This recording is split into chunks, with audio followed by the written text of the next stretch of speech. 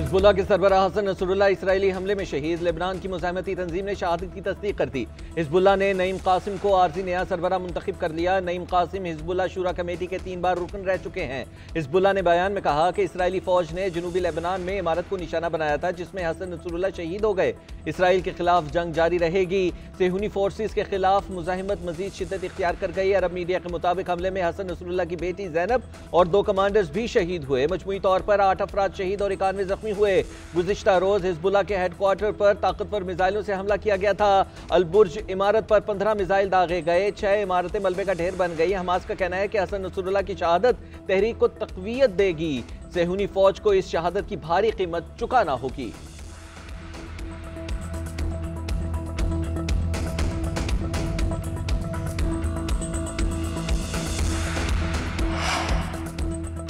मुस्लिम ममालिक अपने वसाइल और हर तरह का ताउन हिजबुल्लाह को पेश करें। हिजबुल्लाह सफ़ाक और गासिब सेहूनी रियासत के खिलाफ बरसरे पैकार है। लबनान के अवाम और हिजबुल्लाह के साथ खड़ा होना मुस्लिम उम्मा पर फ़र्ज हो चुका। मुज़ाहमती क़ुव्वतें ही ख़ित्ते के मुस्तक़बिल का तयन करेंगी। ईरानी लीडर सुप्रीम लीडर आयतुल्लाह ख़ामनाई का बयान।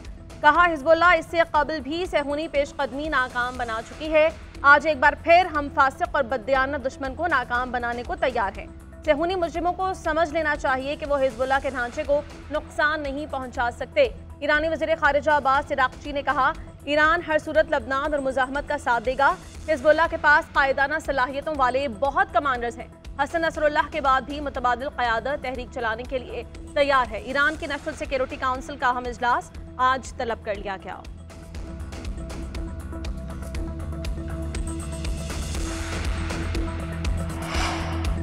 63 साला हसन नसरुल्लाह 3 दहाइयों तक हिजबुल्लाह के सरबराह रहे। लेबनानी मुज़ाहिमती तंजीम को सियासी और अस्करी तौर पर मजबूत किया। हिजबुल्लाह को 1 लाख जंगजुओं पर मुश्तमिल तंजीम बनाकर लेबनान की फौज से भी मजबूत किया। हसन नसरुल्लाह शोला बयान मुकर्रर और इंतजामी सलाहियतों से मालामाल थे। हसन नसरुल्लाह को इस्लामी जमहूरिया ईरान और उसके रहबर आला अली ख़ामनाई के इंतहाई करीब समझा जाता था। हसन नसरुल्लाह लेबनान के अलावा फ़लस्तीन समेत कई दिगर अरब ममालिक में भी मकबूल थे। इसराइल के हाथों अब्बास मूसवी की शहादत के बाद 32 साल की उम्र में हिजबुल्लाह के सरबराह बने। बड़ा बेटा भी 1997 में इसराइली हमले में शहीद हो चुका है।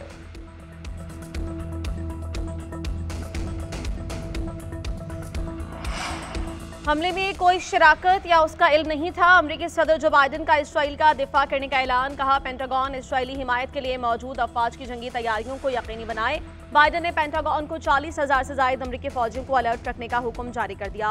अमरीकी वज़ीर ख़ारिजा एंटोनी ब्लिंकन का भी मशरिक़ वस्ता में इसराइल और अमरीकी फोर्सेस का दिफा यकीनी बनाने का ऐलान। कहा, ईरान और यमनी हौसियों के लिए ये वाज़ेह पैगाम है, अमरीकी मिलिट्री असासों को नुकसान पहुंचाने की कोशिश की गई तो नताइज संगीन होंगे। मशरिक़ वस्ता में जारी कशीदगी के बायस किसी भी खौफनाक सूरत हाल का सामना हो सकता है। उधर सेहूनी जाहिलियत के खिलाफ दुनिया भर में मुजाहरे। उर्दन और स्पेन में हजारों अफराद सड़कों पर आ गए। इसराइल के खिलाफ नारेबाजी। नेतन्याहू हुकूमत के साथ मुआहिदे खत्म करने का मुतालबा।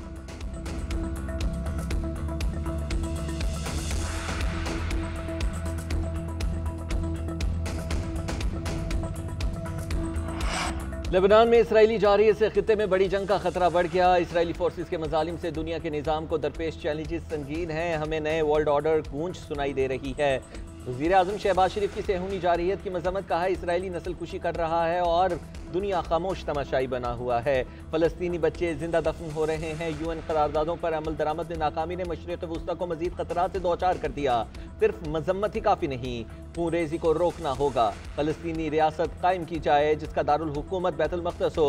नेतन्याहू के खिताब के लिए आने पर पाकिस्तानी वफ़द का वॉकआउट। जनरल असम्बली में इसराइल मुखालिफ नारेबाजी। नेतन्याहू के आते ही कई मुल्कों के सिफारतकार जनरल असम्बली चले गए।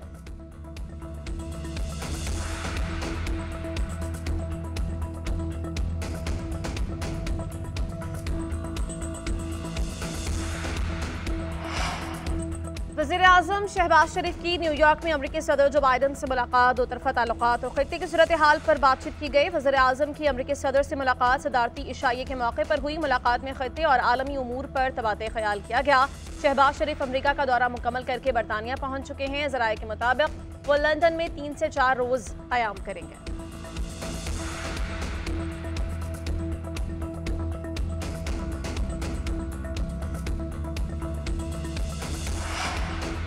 Army chief general Syed Asim Munir की कराची में ताजर बरादरी से मुलाकात। मशहद के हवाले से अमूर पर तबादले ख्याल। आर्मी चीफ ने ताजरों से कहा कि मैं 1 साल पहले आप सब लोगों से मुखातिब था और कहा था कि मायूस मत हो, मायूसी गुनाह है। पाकिस्तान की खुशहाली के बारे में कभी उम्मीद न छोड़े। पाकिस्तान मुख्तलिफ शोबों में गैर मामूली सलाहियत रखता है। माशरे में मायूसी पैदा करने की नाकाम कोशिशों को इज्तिमाई काविशों से शिकस्त दी गई। बेपनाह वसाइल और सलाहियत के पेश नज़र पाकिस्तान जायज़ मकाम हासिल करना चाहता है। मगरबी सरहद पर स्मगलिंग पर काबू पाने की मईशत पर मस्बत असरात मुरतब हुए। बरादर दोस्त ममालिक ने भी मौशी बहाली में किरदार अदा किया। गूगल, स्टारलिंक और दीगर आलमी कंपनीज सरमायाकारी करने आ रही हैं। कारोबारी बरादरी के ताउन के बगैर कामयाबियां मुमकिन नहीं थी।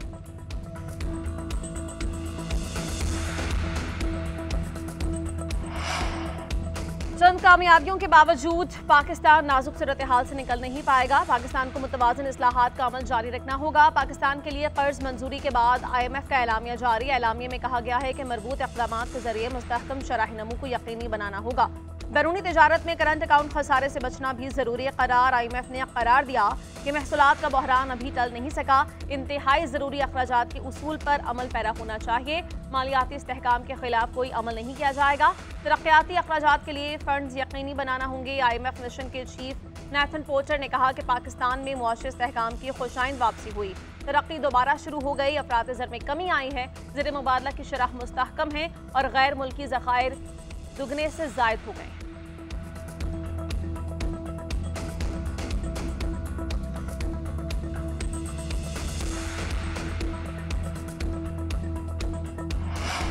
IMF ने पाकिस्तान के मौशी आशारिये खुशाइन करार दे दिए। पाकिस्तानी मईशत पर जारी रिपोर्ट में महंगाई में कमी की पेशगोई की गई।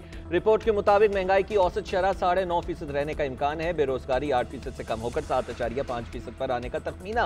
मौशी तरक्की की रफ्तार बढ़कर 3.2% तक जा सकती है। बजट खसारे 6.8 से कम होकर 6.1% पर आने का इम्कान है। हुकूमत के जिम्मे वाजिबुल अदा कर्जों की शरह बढ़ने का खदशा है। GDP के लिहाज से कर्ज 71.4% हो सकता है। ज़र मुबादले के ज़खायर $13.25 अरब तक पहुंच सकते हैं।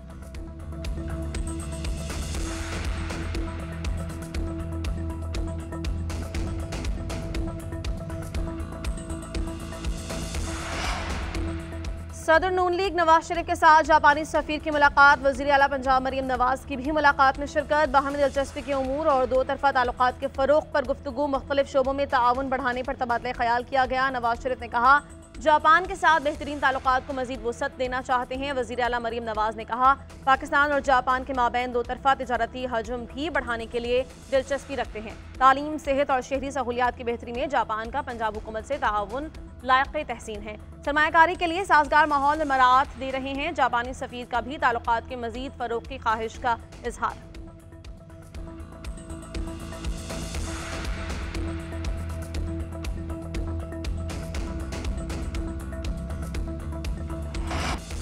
तहरीक इंसाफ की रावलपिंडी के लियाकत बाग में एहतजाज की तैयारी। वज़ीर आला अली अमीन गंडापुर की क़यादत में काफिला पिंडी के लिए रवाना। सूबाई वज़रा, अरकान कौमी और सूबाई असम्बली समेत कारकुनान की बड़ी तादाद शामिल। कारकुनान को हिफाजती सामान भी फराहम किया गया। कारकुनान ने सड़क से पत्थर इकट्ठे किए। अली अमीन गंडापुर का कहना है कि आगे दमादम मस्त कलंदर होने वाला है। देखें क्या तमाशा होता है। पाकिस्तान में दफ़ा 804 लग चुकी है। हर रुकावट ऊपर करके पहुंचेंगे। पंजाब हुकूमत कुछ भी कर ले, डरने वाले नहीं हैं। अली अमीन गंडापुर ने अपनी तकरीर पर वजाहत भी दी। कहा बारात और ढोल लेकर लाहौर जाने की बात मुहावरे के तौर पर की थी। मेरी बात का गलत मतलब निकाला गया। अपनी तकरीर में चंद मखसूस सहाफ़ियों का कहा था, पूरी कम्युनिटी का जिक्र नहीं किया। मेरा मकसद सहाफ़ी बरादरी की दिल शिकनी नहीं था।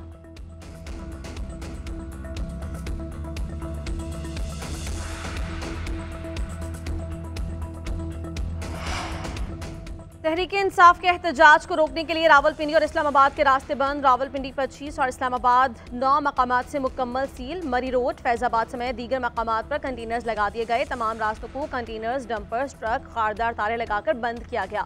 इंतजामिया ने लियाकत बाग को ताले लगा दिए। 4000 से ज्यादा एहलकार एंटी राइड सामान के साथ तैनात। 2 दिन के लिए दफ़ा 144 नाफिज, रेंजर्स तैनात। सियासी इज्तिमाआत, धरने और जलसे नहीं किए जा सकेंगे।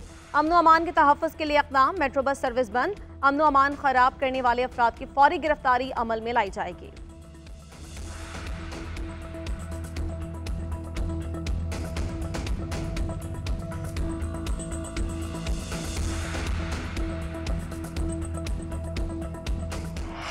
इसी किसी वजीर आला के हाथ में फाइल होनी चाहिए या फिर बंदूक? अली अमीन गंडापुर को अपने सूबे की कोई परवाह नहीं। पीटीआई ने आज रावलपिंडी में फसाद का प्रोग्राम बनाया है। वजीर इत्तलात पंजाब अज़मा बखारी की सियासी मुखालफिन पर कड़ी तनकीद। कहा, जेल में बैठे फितने को आवाम को सुकून अच्छा नहीं लगता, उन्हें फसाद की इजाजत नहीं दे सकते। किसी ने कानून को हाथ में लेने की कोशिश की तो आनी हाथों से निपटा जाएगा। किसी को असले के साथ रावलपिंडी में घुसने की इजाजत नहीं दी जाएगी। आप जो कुछ करने आ रहे हैं ऐसा हरगिज नहीं करने दिया जाएगा। पंजाब पुलिस को फसादियों का इलाज करना आता है। सेनेटर तलाल चौधरी कहते हैं कि पंजाब में एहतजाज करने के लिए बाहर से लाने पड़ते हैं। फसादियों का टोला मुल्क में सिर्फ नफरत और बदअमनी फैलाना चाहता है।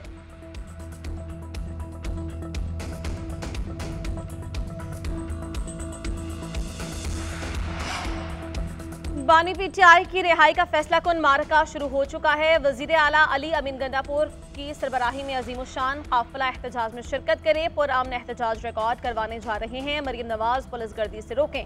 मुशीर इत्तलाआत खैबर पख्तूनख्वा बैरिस्टर सैफ का बयान। कहा कि पुरअमन एहतजाज को खराब करने की कोशिश की तो पूरा पाकिस्तान सड़कों पर होगा। शानदाना गुलजार ने कहा कि पंजाब में जगह जगह कंटेनर्स लगाए गए हैं, रास्ते बंद हैं। हम पुरअमन एहतजाज करने जा रहे हैं। कोई तोड़ फोड़ नहीं होगी, रुकावटें होंगी तो हटाकर चले जाएंगे। हमारे पास कोई बंदूक नहीं, रोकने की कोशिश ना करें।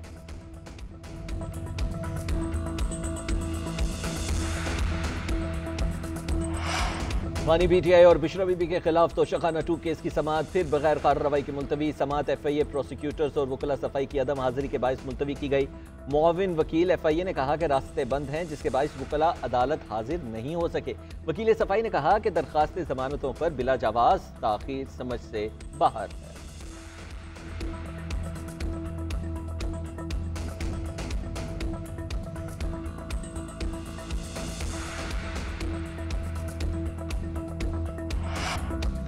पीसीबी की जेर सदारत इजलास। आईसीसी चैंपियंस ट्रॉफी टूर्नामेंट की तैयारियों का जायजा। स्टेडियम अपग्रेडेशन प्रोजेक्ट पर काम तेज करने की हिदायत। मोहसिन नकवी ने कहा कि चैंपियंस ट्रॉफी टूर्नामेंट में दुनिया की बड़ी टीमें आ रही हैं, इंतजामात खूब से खूब तर होने चाहिए। स्टेडियम्स के काम को मुकर्ररा मुद्दत में मुकम्मल करने के लिए कोई कसर उठा न रखी जाए।